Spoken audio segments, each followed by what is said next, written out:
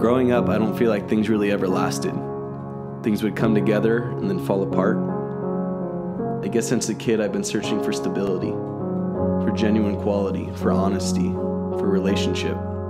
The search for these things really led me to days of the past, the days of simplicity.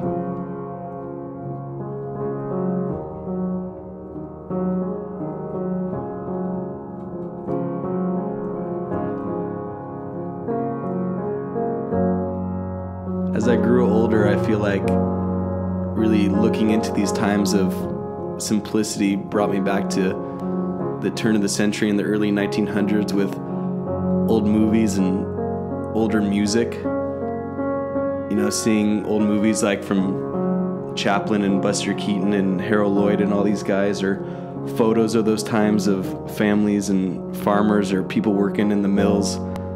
I really feel like every picture, video, movie you would see back then and that you could look at now, there was always a hat, at least one, on one of the guys or even the ladies. And, you know, even in old music, you know, old blues and jazz, you would see these hats. You know, you would see these old photos and black and white clips, and you would see the hats on musicians like Fats Waller or Blind Willie or whoever it may have been. And to me, listening to those horns and the vocals and the passion behind that music, and in my head I would connect and I would bridge that type of sound with the hat that I saw. And this music and the hats really began to symbolize the lifestyle of this era.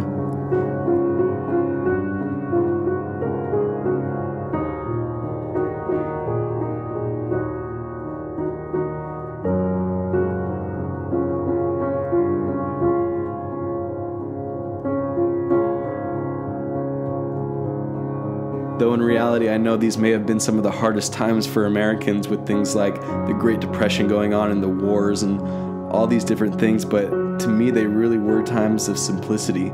You know, it was about how the Americans and how these people in these photos and during times of this music really handled these hard times. You know, when it was really about earning and honest living and striving and working so hard for your family and your loved ones, and when it was about community, and when it was not about who was wearing what or who's doing what or status or whatever it is, but it was really just living an honest life where equality wasn't just a trend, but it was truly a lifestyle.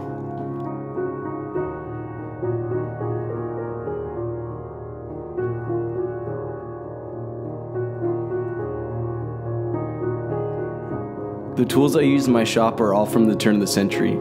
Using these along with my hands really does allow me to feel the material more than any machine ever really could.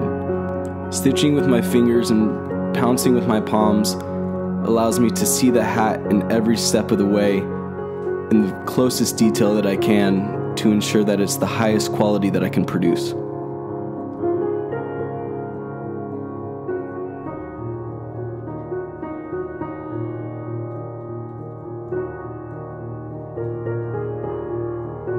For me and my hats, I've really decided to go after this thing and truly make each hat completely by hand.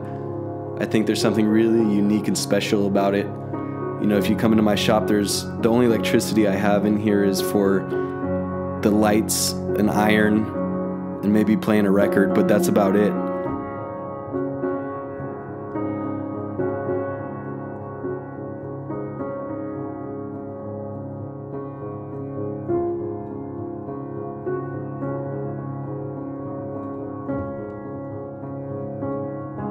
I feel like hat companies and brands are kind of popping up all over the place these days. I feel like every day or every week I'm seeing a new brand coming out with their own hat, or a new hat company that's just solo in hats, or a hat maker or something like that. And I think it's awesome. I love seeing hats come back.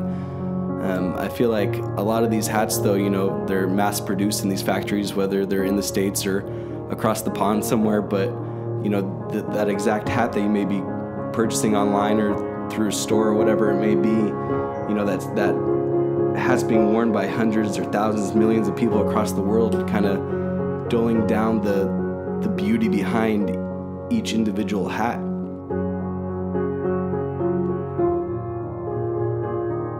And I guess for me and my hats, I just decided to do something more unique and make them in a different way.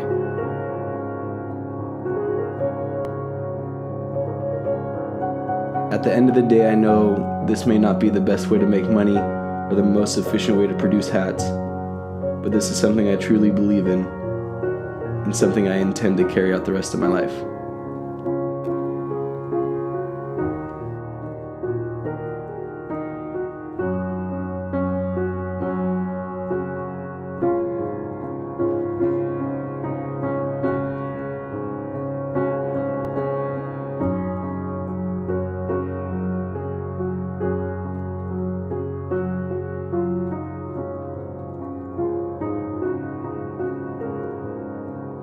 My name is Cody Wellema, and I'm a hat maker.